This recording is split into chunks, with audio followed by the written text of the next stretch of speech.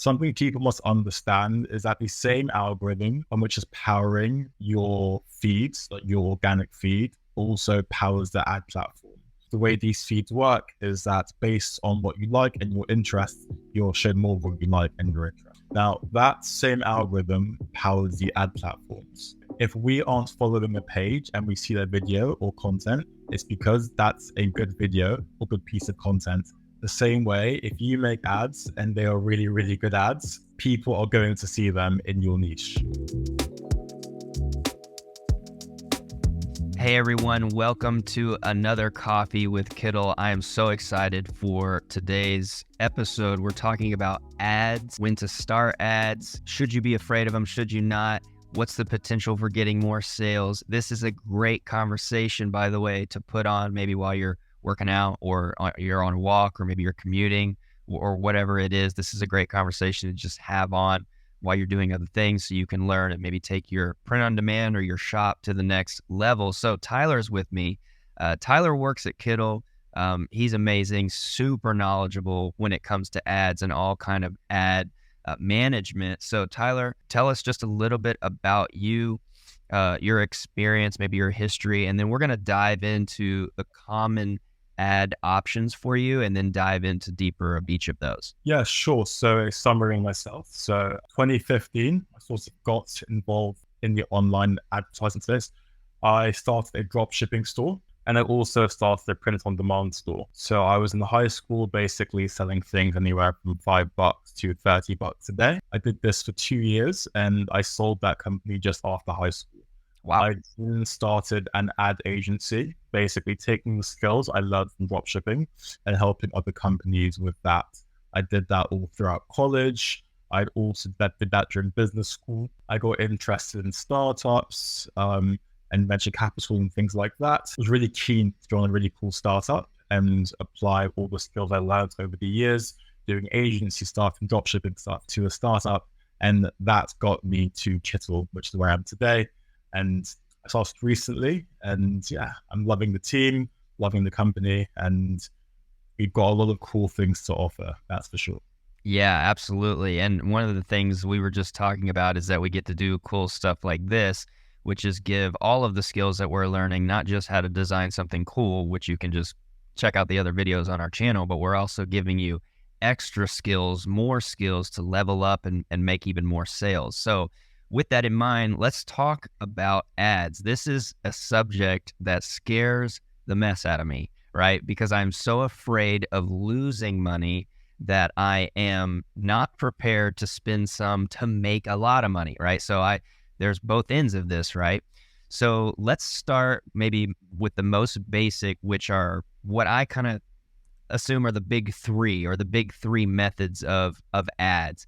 So in my mind, that looks like social. So doing social ads that show up on Instagram, Facebook.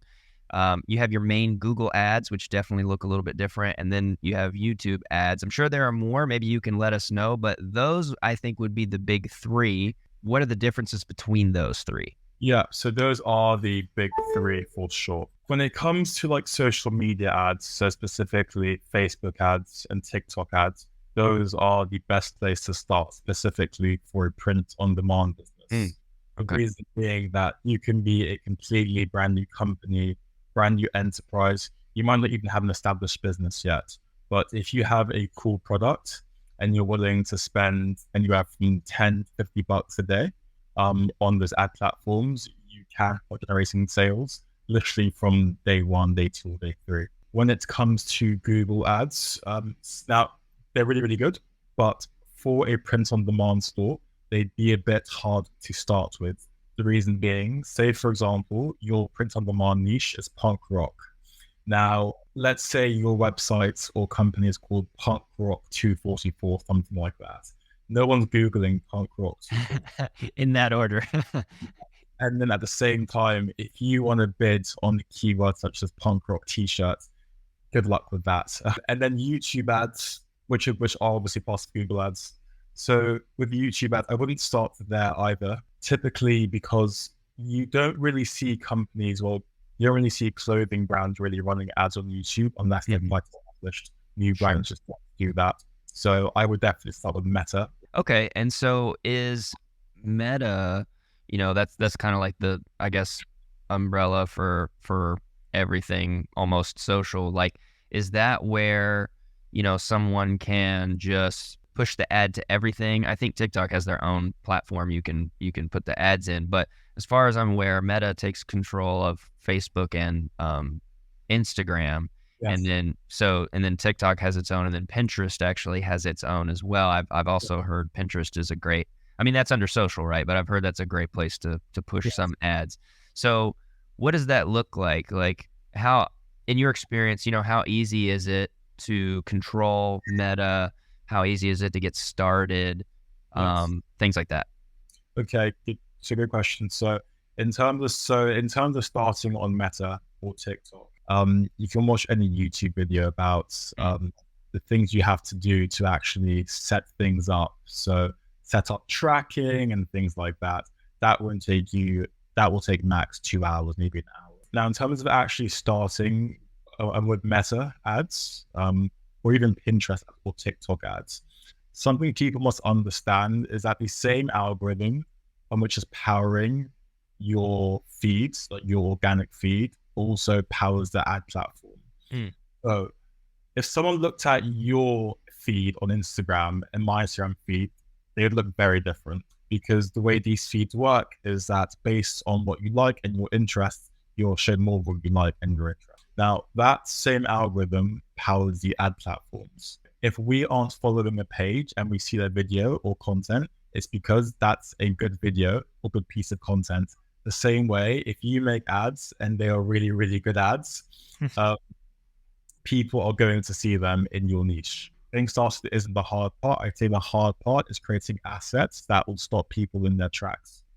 Okay, and so also from how I understand it, there's some pretty good granular details you can put in if you want it to be pretty nuanced, right? Like things like demographics, your audience, maybe even location. Like those are all things that you can control if you want to, right? In Meta. Now, is there something that's like, hey, we're just gonna maybe generalize this for you to get started? Like, let us just optimize it for you. I don't know how dangerous that could be, but is there something like that you just kind of click a one all and start ads? As a matter of fact, yes. So I'm quite a nerd about these algorithms and things like that. I'm sort of in the trenches and in the weeds of these platforms. And the way these platforms are going, that's Google and Meta, and I guess also TikTok, which is newer, of course. They don't want you to be too granular with the targeting.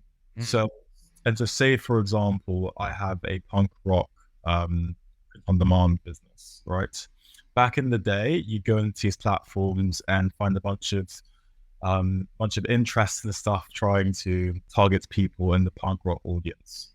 Now that still applies for Google, but let's start with Meta because most people who want to run ads for on-demand businesses will start with Meta or TikTok. So back in the day, you'd find a bunch of keywords and things like that, and a bunch of interests, and you would try to target your audience. Whereas now, these algorithms have become so sophisticated and so smart that you only need to focus on the country that you want to run ads. Mm. Okay. Focus on the gender. So, say for example, then again, Prince and the Mom most likely targeting both genders, and then focus on age. So, say for example, for a fact your brand will appeal to people of a certain age group, then you set your targeting to that age group. In terms of setting interests and audiences and things like that, the same way that if you make a viral video on Instagram, there's no targeting, you upload it and it goes. That also applies to advertising on Meta and TikTok. And if people want, I can create resources around that, explaining why that's the case. It's a long conversation, but just know that in terms of actual targeting, just target the demographics, so the country, the audience, and gender. Create good ads and let it rip. And again, if anybody wants to see more information on this, maybe resources, please let us know in the comments because we want to help. Tyler, like I mentioned already, is amazing. We could probably even put together a little mini masterclass or something about setting up ads. That'd be a lot of fun. So when we're talking about starting, and you kind of already answered this question. This is probably the big question in everybody's mind is like, okay, well, when do I start it, right? Do I need 20 products on my shop good to go? Do I need to already have made some sales? Am I starting from zero sales and I just set the ads? So my question for you is a little twofold. You sort of answered like, well, you could get started today, right? You could get started if you have the budget. So, in your heart, when do you think is a good time to start ads? Like maybe you got a sale or two, or maybe you don't need that. And what do you think would be a great optimized budget that's not so extraordinary for someone that's just getting started that probably doesn't have $50 to $100 a day, to Yeah. spend? Oh, and how long? Is it 3 days for ads to go? Is it a week? Is it 2 weeks? Like, what do you think? You need sales to start running ads on Meta. The answer is no. Hmm. So there's two sides to this. So you can go the organic route. So you can set up an Etsy and you can do all the things required for Etsy SEO to rank high. And at that point, it's just almost store versus store. Sure. It's both if you have two prints on demand businesses on Etsy and they both put hours into the Etsy SEO. The one with the cooler product will probably rank higher. That's one route that you can go down. Or you can go down the route of like TikTok organic. So creating videos yourself, which is really, really cool, featuring your product, or maybe reaching out to influencers, sending them some free merch and having great content by your product, right? So that's one route that can start getting you organic sales so that maybe you have some cushion of revenue or profit before running ads. Right. We can get to that later about the organic route. In terms of the amounts on Meta, so it's most likely the case that unless you have some sort of organic support behind you, you won't really get that many sales to your new print on demand business. Unless, for example, you have influencers, you have SEO, or you have friends and family paying for your products. So if you believe in your product and you know it's good for your niche and they'll like it, then you should start running ads, please test them. In terms of budget, now, I suppose that can depend on the price of your product, right? So, Okay. for example, you have a t-shirt, which, I don't know, costs $30. You can probably put $50 a day into ads and see where things go. This is a nuanced topic because obviously if you put more money into ads, the feedback is faster. Is faster. Yeah, I'm reaching more people. And so rather than it taking you 2 weeks to reach 50,000 people, that can take 3 days, right? Okay. And obviously, if you have an expensive product, you have to reach a lot more people because, so if you have an expensive product, there are less people in the world willing to buy expensive things. So you have to reach a lot more people before you find a golden pocket of audience. If your product is like the average price of a t-shirt, well, not everyone, but a lot of the people are buying average price t-shirts. So you have to reach a lot less people. So if you have a good enough budget, which is fair in proportion to the price of your product, in 5 to 7 days, you should know whether or not you have a hit or not. It's also worth mentioning that as much as it depends on how cool the product is, it also depends on your ads as well. Yes. Product of all time, but if your ads don't showcase that, you might struggle. So in terms of making really cool ads, there are two options I'd say when you first start.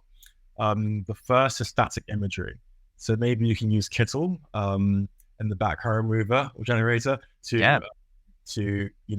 create some cool mockups and put your ads against those, or create some videos. You can literally have your prints on demand products, your t-shirts, send it to your house, and just shoot a cool TikTok around them, maybe like get a tripod, put on the hoodie, put on the t-shirt, turn it around or whatever, do all that stuff and put it up. Yeah, that's great because that was actually my next question was what should be in an ad.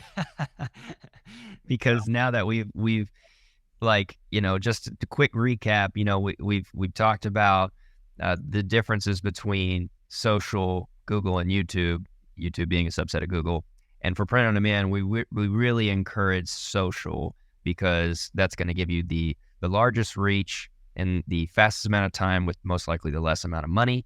And you're not competing with the entirety of the internet on Google and YouTube. You're just housing it in social. And so in social, we have Meta for Facebook and Instagram. We have TikTok and you have Pinterest. So we've kind of got to that point now where people listening or watching, they're like, yeah, I've seen those ads. Like I've seen what Tyler's talking about. Like it's either a static image where it swipes through products, right? A shirt, hoodie, hat, whatever, or it's a video. Somebody, showcasing it. Maybe they're walking and they turn around and it's a shirt or something. Yeah.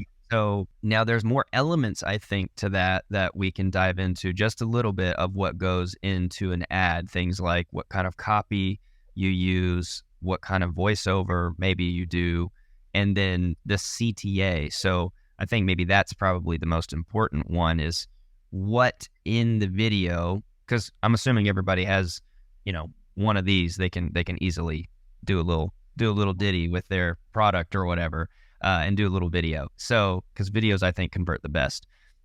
What else? What are the other elements that should go in those two that you talked about, static imagery and videos, that you think, what are the common elements or the most important elements, that should be in an ad? So static imagery is probably the easiest one because usually it'll just be your product. Or perhaps it's a friend or family member, or it's a model wearing a t-shirt and it's a photo of them. Or maybe it's a character, multiple different products, etc. That's probably the easiest part. In terms of the video, now this is where it gets interesting. So the most important part of the video is the first 3 seconds, right? You have to hook someone in. Everyone's attention span is so short. Well, it's shorter than maybe it was 20 years ago, or even 10 years ago, or even 7 years ago. So it's the hook. So in terms of the hook, there are 2 parts.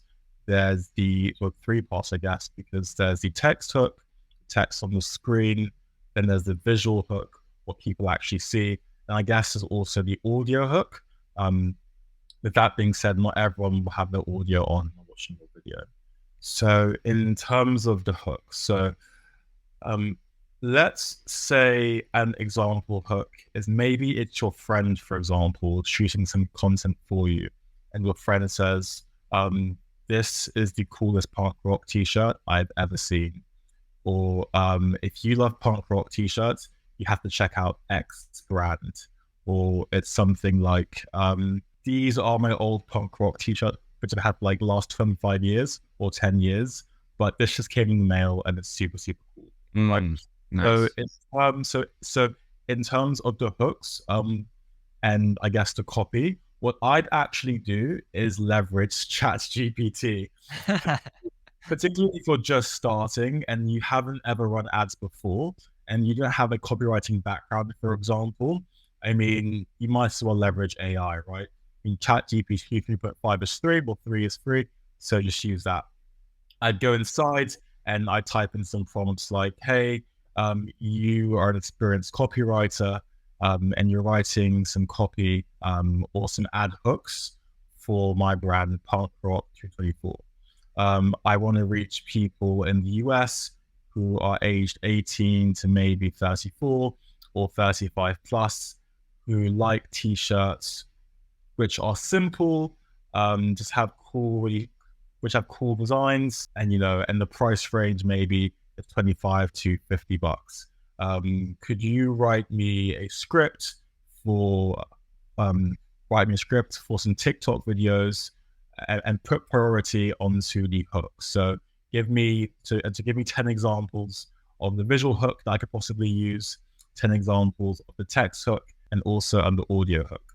So, and ChatGPT will spit out, different text hooks that you might use. Yeah, no, that's great. That's actually more idea based of what goes in it, right? And so if we hone in on like probably what the last part is, or the not necessarily the payoff, because the payoff is actually kind of in the first 3 seconds, like you're saying, right? You need to show what it is that someone will be interested in. So, if we're talking about CTA, is it so important that, people put like get yours today or something. Like, it sounds so old when I say that, like sounds like an infomercial or something. But like, when you look at it in Meta or Instagram or TikTok or Pinterest, like there's literally a shop button right there. Like I'm assuming people, if they're inspired enough from your 5 to 8 second video, they're going to click shop. But, is there something specific that comes at the end of a video? Like, how would someone know maybe when it's done? Like, is it just maybe text on the screen, like visit this link? Like, what do you think? Yeah, so typically on these platforms, when the video actually ends, there'll be a black screen with a button that says shop now or learn more.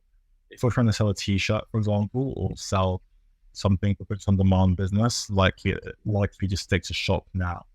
Now, in terms of your actual video, so platform aside, the thing I think works best specifically for UGC, so like a scripted video, is if you like these t-shirts, then check out Punk Rock 224 today. Yeah. Maybe the actual text is your website, so punk224.com. Something simple, something chill, nothing too crazy. Yeah, because for whatever reason, I just think having like the text on the screen for me is so important, because it's like, I don't know, I feel like some people may not necessarily click that shop now button, but they'll open a new tab and just type in the website. Like people do that. I don't know. Like they don't want to disrupt what was happening in their current window or browser or something, so they just open it, right? So it's always important, I think, that the link text or something goes on there. Absolutely. So maybe if you have some thoughts in your mind about people being afraid, I mentioned it earlier. I think the biggest one is money, right? Being afraid to spend money. But do you think that there are some other myths, advertising or ad myths we can kind of bust that like stops someone from their potential to make, a lot of money? Like, what do you think those myths are, and why should people not be afraid? Like, we need to set people up with confidence. So why should they not be afraid to kind of dive into ads? Number one reason is that these platforms really push you to follow the most simple practices as far as media buying is concerned. So let's stick to Meta and TikTok, right? Yeah. These platforms back in the day were super complicated. You needed to find different interests, and you needed to maybe upload like your email lists and then ask the algorithm to find you more people like the people on the email lists. Whereas now, the best practices are to just target demographically. So country, age, and gender. Right? Yeah. That's the first thing. And if you go onto YouTube, you can literally find dozens of videos uploaded every single week, which show you just how to do that. That's the first thing. So I guess the first myth is that these platforms are complicated. Yeah. They were back in the day, but they've become a lot more simple. And the second myth is that they take time to show results. Isn't necessarily true if your ads are good. Because it's the same way that when someone posts a video to Instagram or Twitter, or I guess to TikTok, and it goes viral and they have like 100 followers, they didn't know it would go viral that next day, right? Mm-hmm. But they have a cool video, it's gone viral. So that is to say that if you have a really cool design for print on demand business, and people are seeing it from day one and they're stopping and scrolling, the algorithm, and clicking, the algorithm will go, oh, people seem to stop when they see this when they see this person's design, right? Right. And so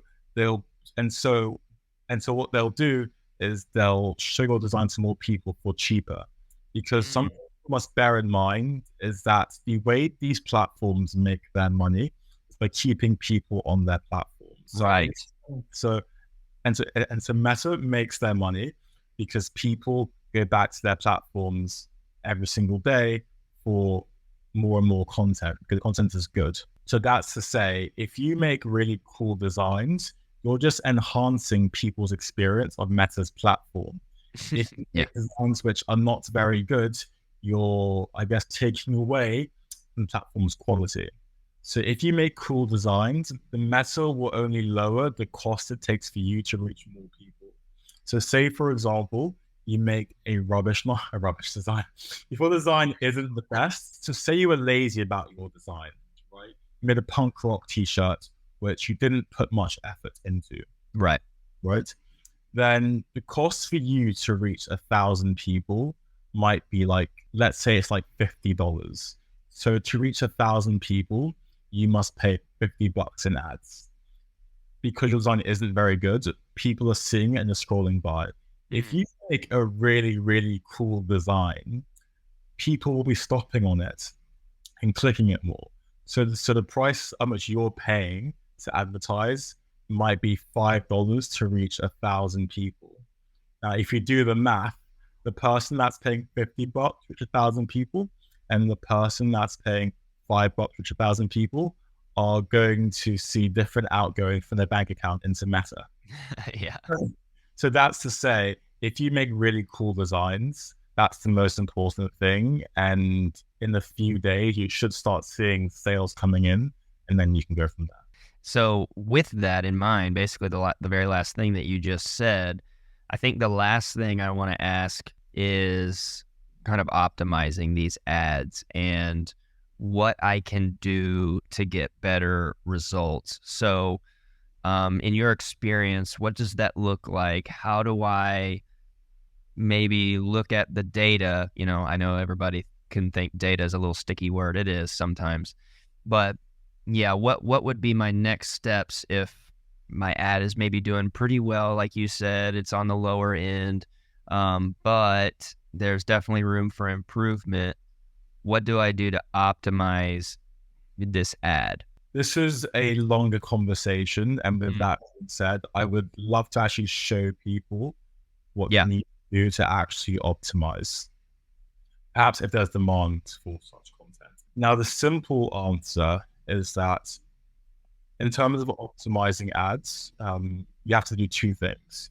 Number one is you cannot rely on one ad to, I guess, promote your entire business. So you have to, I guess, test different styles of ads.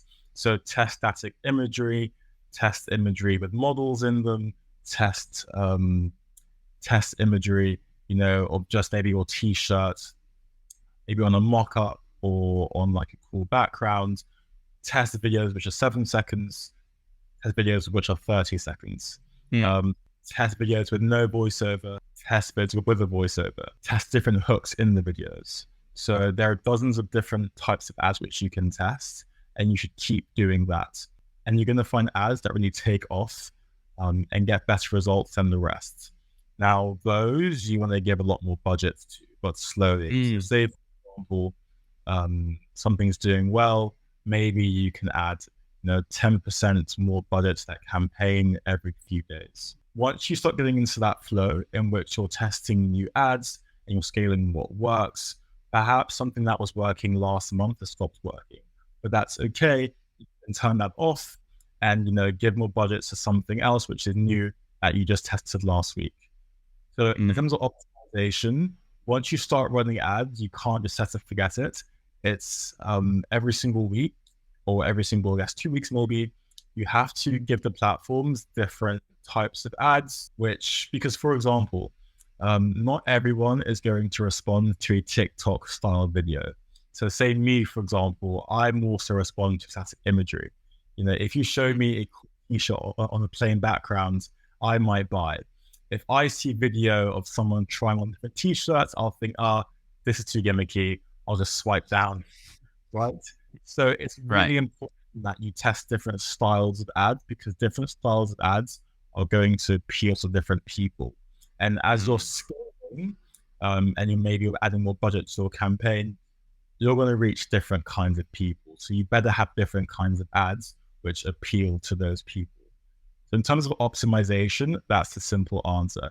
Keep testing different ads, turn off what works, and scale what is working. That's great introductory advice, especially for people that have not done anything yet, just getting started, which is really what I wanted this conversation to be about anyway, is giving you the general knowledge, maybe the general information for setting you up for success, right? Debunking some myths, telling you that there's opportunity there. And then now we have potential to dive deeper. So Tyler, I really appreciate you taking time to discuss this with me. I think this is super cool. And we would both really love to know if you all want to get more into the optimization section, maybe even the setting up of ads. I'm sure we can figure something out to even show you how we would go about this and maybe put together a little masterclass for ads as it relates to print on demand. So if that sounds like something you all want, please comment it down below. Like this video. Of course, don't forget to subscribe. Definitely join the Discord. We have a print on demand channel specifically in Discord where you're going to see updates and learn from the other masters that are over in the Discord as well. Tyler, is there any last second, encouraging thoughts or advice you want to give people before we sign off? If you do want to start running ads, start paying attention to the kinds of things that you see in your newsfeed which catch your attention, and make a log of those things so that when you start running ads, you have a library of different things, maybe ads from other companies, which are scroll stoppers. Because that way, when you begin running ads, you won't be pulling from thin air. Absolutely. That's, again, my favorite phrase is success leaves clues. So where there is success, there are clues to be found, which set you up for success. That's perfect. Well, everyone, thanks so much for watching. Tyler, thanks again for talking with me. Don't forget to subscribe, and we will see you in the next video. Bye. Bye, everyone.